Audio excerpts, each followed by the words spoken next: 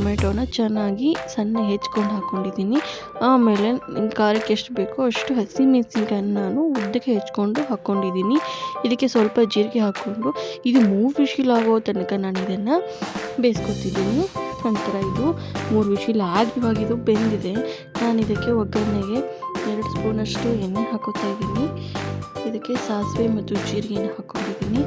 ಇದು ಕಾಯ್ದು ಕಾದ ನಂತರ ಉದ್ದಕ್ಕೆ ಮತ್ತು ಸಣ್ಣಗೆ ಇಟ್ಕೊಂಡಿರುವಂಥ ಉಳ್ಳಾಗಡ್ಡಿನ ನಾನು ಇದಕ್ಕೆ ಹಾಕ್ತಾಯಿದ್ದೀನಿ ಮತ್ತು ಸ್ವಲ್ಪ ಬೆಳ್ಳುಳ್ಳಿನ ಜಜ್ಜಿ ಇದಕ್ಕೆ ನಾನು ಹಾಕ್ಕೊಂಡಿದ್ದೀನಿ.